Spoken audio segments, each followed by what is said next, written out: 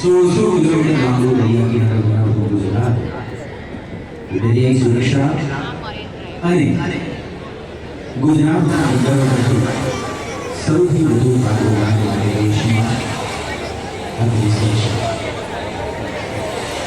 દરિયાની સુરક્ષા તથા સીમાની સુરક્ષા તથા વિવિધ માનવી પ્રદર્શન આવું અને આરોગ્યમાં સામેલ થવાના રાજ્ય વિધાનના વિષયમાં થયું.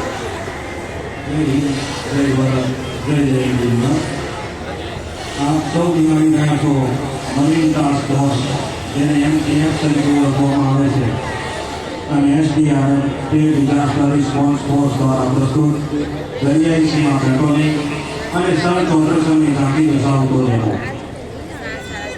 ભારત દેશની સૌથી લાંબી દરિયાઈ સીમા એટલે ગુજરાતનો 1600 કિમી લાંબો દરિયો. આ ગુજરાતની દરિયાઈ સીમાની સઘન સુરક્ષા સારું ગુજરાત સરકારે મુંબઈ હુમલામાં મરીન પોલીસ સ્ટેશન ઉભા કરવામાં આવે. સાથે સાથે દરિયાઈ સુરક્ષા માટે મરીન ટાસ્ક ફોર્સ કમાન્ડો MTFની રચના કરવામાં આવે. હાલમાં ગુજરાતની દરિયાઈ સીમામાં 12 નોટિકલ માઇલ સુધી મરીન ટાસ્ક ફોર્સના જવાનો અત્યાધુનિક ઓટોમેટિક વેપનથી સુસજ્જ રાઉન્ડ ધ ક્લોક 5 નજરે પેટ્રોલિંગ કરતા હોય છે, જે આપ સૌ ડેમોમાં જોઈ શકો છો. MTFના જવાનો બોટ અને ફૂટ પેટ્રોલિંગ કરી રહ્યા છે. આ સમય દરમિયાન મરીન કમાન્ડોને બાતમી મળે છે કે ભારતીય દરિયાઈ સીમામાં અન્ય દેશની માછીમારોની શંકાસ્પદ બોટ ઘૂસણખોરી હોવાના સમાચાર છે.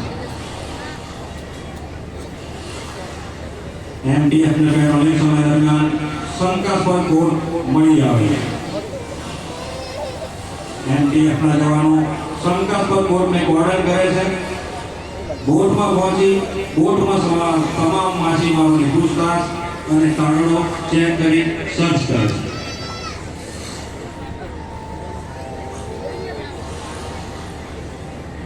મરીન કમાન્ડો આધુનિક સ્કુબા ડાઇવર્સની તાલીમ મેળવી સુસજ્જ થયા છે.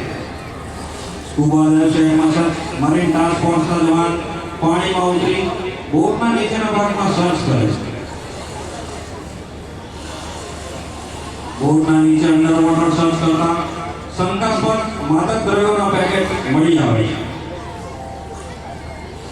બોટમાં સવાર તમામ માછીમારોને અટકાયત કરી મરીન પોલીસને સોંપવામાં આવે છે.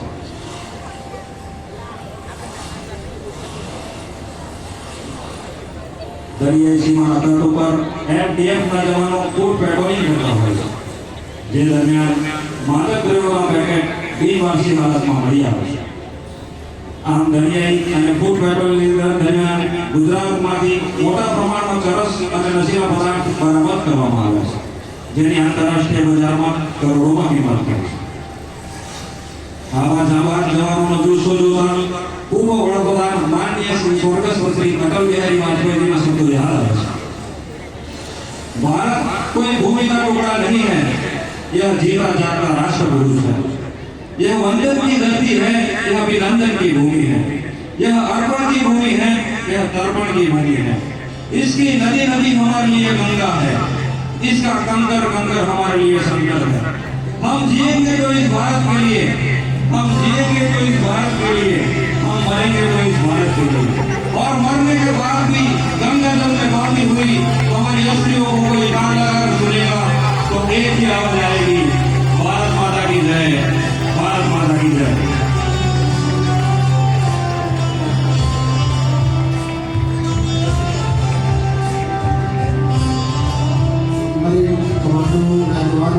जोरदार तालीना गुजरात आपकी भाई महानुभावों अभिवादन देता जवानों